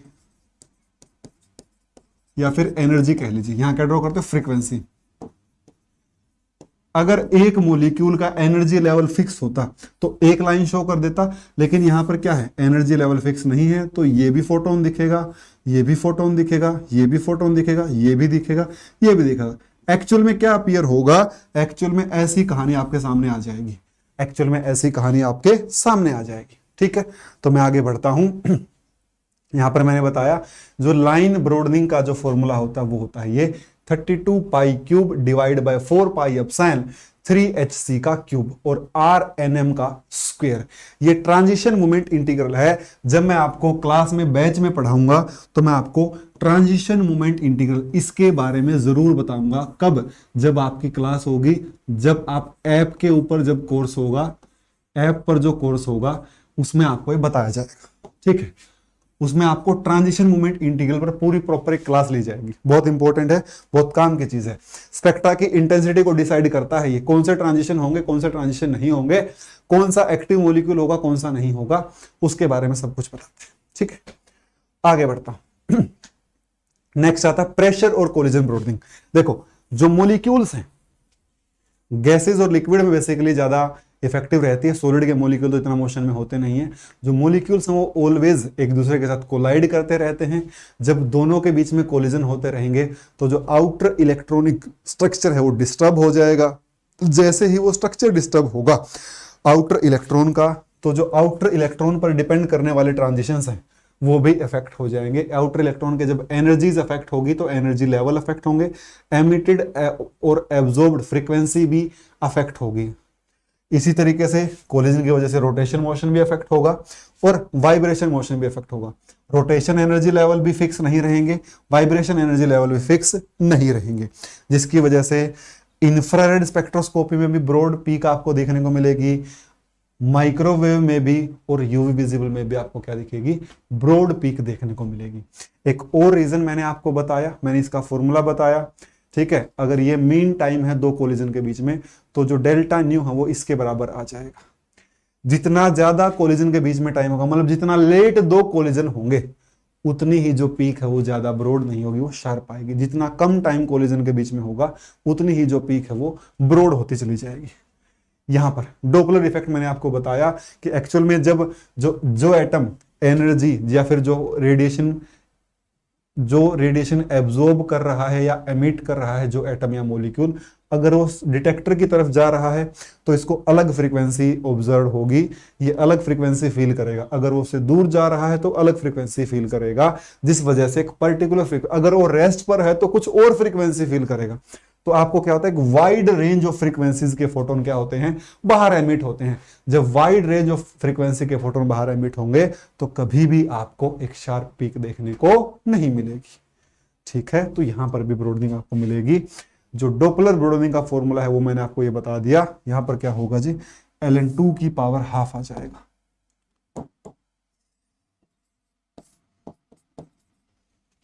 ln2 की पावर हाफ आ जाएगा। ठीक है, तो ये मैंने आपको बता दिया। फिर मैंने आपको 2 लाइन पीछे लिखवा दी हैं। लाइक शेयर सब्सक्राइब जरूर कर देना। Mu by C 2 kBt ln2 kb Boltzmann constant है, बाय m है हाफ है। ठीक है, ओके। अब मैंने आपको ये भी बता दिया डोपलर ब्रॉडनिंग गैसेज में ज्यादा इफेक्टिव होती है। डोपलर ब्रॉडनिंग जो हो गैसेज में ज्यादा इफेक्टिव होती है। कोलिजन ब्रॉडनिंग जो है वो लिक्विड्स में ज्यादा इफेक्टिव होती है। डॉपलर ब्रॉडनिंग जो है वो गैसेस में ज्यादा प्रोनाउंस्ड होती है, गैसेस में ज्यादा होती है, ठीक है भाई। और जो प्रेशर या फिर कोलिजन ब्रॉडनिंग है वो लिक्विड्स में ज्यादा इफेक्टिव होती है, ठीक है। और जो स्पेक्ट्रा सॉलिड्स का है, सॉलिड्स का जो स्पेक्ट्रा है वो बेसिकली शार्प रहता है as compare to solid and liquids, as compare to liquid and gases, as compare to, ये हमने आज की कक्षा में पढ़ा है, लिक्विड्स एंड गैसेस। सही है भाई, सही है भाई, बोलो भाई किसी को डाउट हो तो।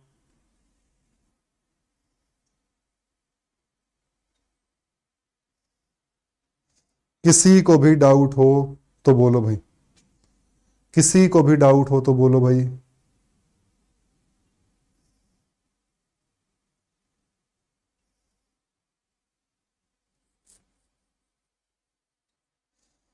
हाँ जी, किसी को भी डाउट हो तो बोलो भैया। सेशन को लाइक शेयर सब्सक्राइब जरूर कर देना भैया। लाइक कम से कम आप 150 तक पहुंचा दीजिए, जितना हो सके शेयर करिए। एंटिक लाइफ, इसके बारे में आप हमसे कंसर्न कर सकते हो, कॉल कर सकते हो। हमारे नंबर आपको मिल जाएंगे, मैं नंबर बोल रहा 9903 8256 7। आप कॉल करके पूछ सकते हो, कॉल करके पूछ सकते हो। हाँ, पर इस क्लास को इतना जरूर कर देना, इस क्लास को शेयर कर देना भाई, जितना ज्यादा हो सके शेयर कर देना, ठीक है। और लाइक शेयर सब्सक्राइब जरूर कर देना, ठीक है। तो अभी मैं क्लास खत्म करता हूँ, काफी क्लास हो गई है आज का, काफी जो टॉपिक है मैंने आपको पढ़ा दिया है, इंपॉर्टेंट टॉपिक मैंने आपको पढ़ाया जो एग्जाम में आ सकता है, ठीक है। Thank you so much. DU BHU NET GATE JAM और किसी और कोर्स में भी ये आ सकता है, ठीक है। So thank you so much. मिलते हैं आपसे किसी और सेशन में। ओके विपुल, किसी भी बच्चे को कोई डाउट हो तो वो पूछ सकता है भाई। I will try to clear all the concepts regarding this topic. मैंने कोशिश करी है कि मैं सारे ही टॉपिक, मैं सारे ही टॉपिक्स के, मैंने इस टॉपिक के मैंने सारे ही कॉन्सेप्ट कंसिडर करने की कोशिश करी है, ठीक है। तो चलिए, thank you. Okay, antique life, Vipul, Komal Jangra, chemistry. हाँ भाई, इसको शेयर कर देना, अपने अपने ग्रुप्स में शेयर कर देना ताकि ज्यादा से ज्यादा बच्चों तक ये टॉपिक पहुंचे, ठीक है। चलिए जी, थैंक यू सो मच। हाँ, आप कौन सा, शहबाज खान, ओके शुक्रिया। आप कौन सा टॉपिक चाहते हो आगे, या फिर आप कुछ PYQ चाहते हो नेट के, गेट के या जैम के, वो आप कमेंट सेक्शन में बता सकते हो, या फिर कोई और टॉपिक आप चाहते हो वो आप हमें बता सकते हो, ठीक है। तो हम उसको पक्का कंसिडर करेंगे, पक्का हम उसको आपको पढ़ाएंगे, ठीक है। आप कमेंट सेक्शन में बता देना क्लास आपको कैसी लगी। कमेंट जरूर करना भाई, थोड़ा सा मोटिवेशन मिलता है। वीडियो खत्म होने के बाद कमेंट जरूर करना, ठीक है। Thank you so much.